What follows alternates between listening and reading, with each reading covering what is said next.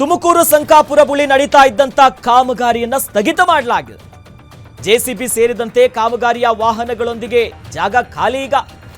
ಜಾಗವನ್ನ ಖಾಲಿ ಮಾಡಿದ್ದಾರೆ ಕಾಮಗಾರಿಗೆ ಬಂದಿದ್ದಂತ ಅಧಿಕಾರಿಗಳು. ಇನ್ನು ನಾಲೆಯ ಎರಡು ಬದಿಯಲ್ಲಿ ನಿಂತಂತ ಜನರು ಎರಡೂ ಕಡೆ ನಿಂತಿದ್ರು.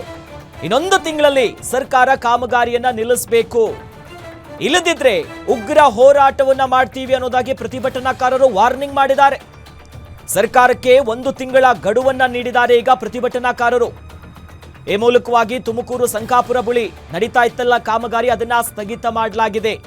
ಜೊತೆಯಲ್ಲಿ ಕೆಲಸ ಮಾಡೋದಕ್ಕೆ ಜೆಸಿಬಿ ಸೇರಿದಂತೆ ಕಾಮಗಾರಿಗೆ ಸಂಬಂಧಪಟ್ಟಂತ ಅಧಿಕಾರಿಗಳು ಯಾರ್ಯಾರಿದ್ರು ಎಲ್ಲರೂ ಕೂಡ ಜಾಗ ಖಾಲಿ ಮಾಡಿದ್ದಾರೆ. ಯಾಕಂದ್ರೆ ಪಟ್ಟಿ ಹಿಡಿದಿದ್ರು, ಎರಡೂ ಕಡೆಯ ನಾಲೆಯಲ್ಲಿ ಬಂದು ನಿಂತಿದ್ರು ಜನರು, ರೈತರು, ಹೋರಾಟಗಾರರು. ಹಾಗಾಗಿ ಇನ್ನೊಂದು ತಿಂಗಳಲ್ಲಿ ಕಂಪ್ಲೀಟ್ ಕಾಮಗಾರಿ ನಿಲ್ಲಿಸಬೇಕು. ಏನೆಲ್ಲ ಕೆಲಸಗಳಾಗ್ತಿತ್ತು ಎಲ್ಲವನ್ನ ನಿಲ್ಲಿಸಿಲ್ಲ ಅಂದ್ರೆ ಮುಂದಿನ ದಿನದಲ್ಲಿ ಉಗ್ರ ಹೋರಾಟವನ್ನ ಮಾಡ್ತೀವಿ ಅನ್ನೋದಾಗಿ ಎಚ್ಚರಿಕೆ ಕೊಟ್ಟಿದ್ದಾರೆ. ಯಾಕಂದ್ರೆ ಇವತ್ತು ಕೂಡ ಹೇಮಾವತಿಯ ಕಿಚ್ಚು ಅಷ್ಟರ ಮಟ್ಟಿಗೆ ದಗದಗಿಸಿತ್ತು, ಆಕ್ರೋಶ ಹೊರಗಾಗ್ತಿದ್ರು.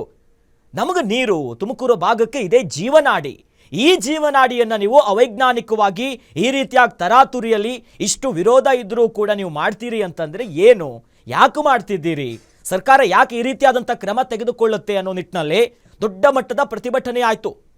ಆ ನಿಟ್ಟಿನಲ್ಲಿ ನಿಷೇಧಾಜ್ಞೆಯನ್ನ ಜಾರಿ ಮಾಡುವಂಥ ಕೆಲಸ ಆಯಿತು.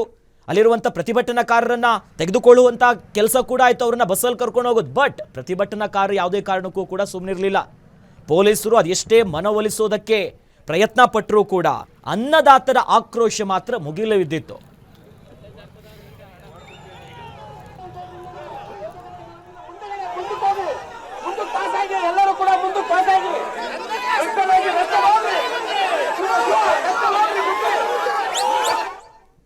ಈ ಬಗ್ಗೆ ಹೆಚ್ಚಿನ ಡೀಟೇಲ್ಸ್ ನೀಡ್ತಾರೆ ನಮ್ಮ ಅಸೋಸಿಯೇಟ್ ಎಡಿಟರ್ ರುದ್ರೇಶ್ ಅವರು.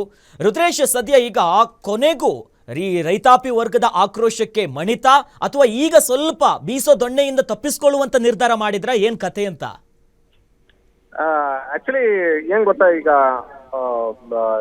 ಏನಾಗಿದೆ ಅಂದ್ರೆ ತುಮಕೂರು ಇದೊಂದು ರೀತಿ ಮತ್ತೊಂದು ಹೋರಾಟಕ್ಕೆ ಒಂದು ಸಾಕ್ಷಿ ಆಗ್ತಕ್ಕಂಥದ್ದು. ಯಾಕಂದ್ರೆ ಈ ರಾಮನಗರ ಜಿಲ್ಲೆಗೆ ಏನು ನೀರು ಹರಿಸ್ತಕ್ಕಂಥ ಏನು ಹೇಮಾವತಿ ಕೆನಾಲ್ ಏನಿದೆ, ಈ ಹೇಮಾವತಿ ಕೆನಾಲ್ ನ ಸದ್ಯಕ್ಕೆ ಸ್ಟಾಪ್ ಮಾಡ್ಬೇಕು ಅಂತ ಇವತ್ತು ಬೀದಿಗಿಳಿತಾ ಇದ್ದಾರೆ ರೈತರು. ಆಕ್ಚುಲಿ ಈಗ ಏನು ಸಂಕಾಪುರ ಅಂತ ಏನು ಅಲ್ಲಿ ಕೆಲಸ ನಡೀತಿತ್ತು, ಅಲ್ಲಿಯೂ ಕೂಡ ಈಗ ದೊಡ್ಡ ದೊಡ್ಡ ಒಂದು ಪೈಪ್ ಗಳನ್ನ ಜೆಸಿಬಿ ಮೂಲಕ ಉರುಳಿಸ್ತಾ ಇರ್ತಕ್ಕಂಥದ್ದು. ಕಾಮಗಾರಿ ಯಾವುದೇ ಕಾರಣಕ್ಕೂ ಕಾಮಗಾರಿ ನಡೀಬಾರ್ದು, ಮತ್ತೆ ನಿಲ್ಲಿಸ್ಬೇಕು, ನಾವು ಬಿಡೋದಿಲ್ಲ.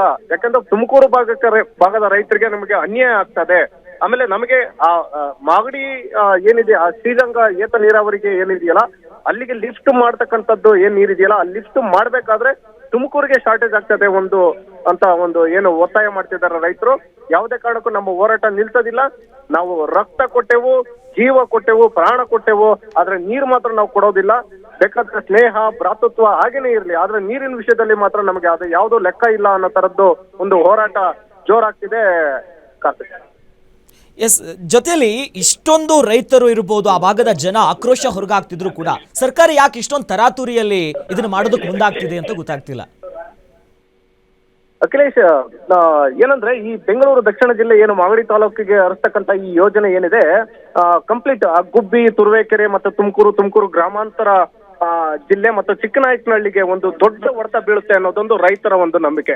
ಆದ್ರೆ ರಾಜಕಾರಣಿಗಳು ಏನ್ ಹೇಳ್ತದೆ ಅಂದ್ರೆ, ಮತ್ತೆ ನಮ್ಮ DCM ಸಮೇತ ಮತ್ತೆ ನಮ್ಮ ಸಚಿವರು ಸಮೇತ ಮತ್ತೆ ಏನು ಆ ತುಮಕೂರು ಭಾಗದ ಅಂದ್ರೆ ತುಮಕೂರು ಮತ್ತು ಮಾಗಡಿ ಗಡಿ ಭಾಗದಲ್ಲಿ ಇರ್ತಕ್ಕಂಥ ರಾಜಕಾರಣಿಗಳ ಪ್ರಕಾರ ತುಮಕೂರು ರೈತರಿಗೆ ಯಾವುದೇ ರೀತಿ ಅನ್ಯಾಯ ಆಗೋದಿಲ್ಲ, ತುಮಕೂರು ರೈತರಿಗೆ ಏನು ಸಿಗ್ಬೇಕಾಗುತ್ತೋ ಆ ಒಂದು ನೀರು ಸಿಗುತ್ತೆ ಅನ್ನೋ ತರದ್ದು ಹೇಳ್ತಾ ಇದ್ದಾರೆ. ಬಟ್ ಕರೆಕ್ಟ್ ನಾವು ಅಂದ್ರೆ ಟು ಬಿ ಫ್ರಾಂಕ್, ನಾವು ಕರೆಕ್ಟ್ ಲೆಕ್ಕಾಚಾರ ಮಾಡಿ ನೋಡಿದಾಗ, ಆಮೇಲೆ ರೈತರ ಒಂದು ಏನು ಆಗ್ರಹದ ಪ್ರಕಾರ ಈ ಸುತ್ತಿ ಬಳಸಿ ಯಾಕೆ ನೀರು ತಗೊಂಡು ಹೋಗ್ಬೇಕು, ನೇರವಾಗಿ ಹಂಗೆ ತಗೊಂಡು ಹೋಗ್ಬೋದಲ್ವಾ?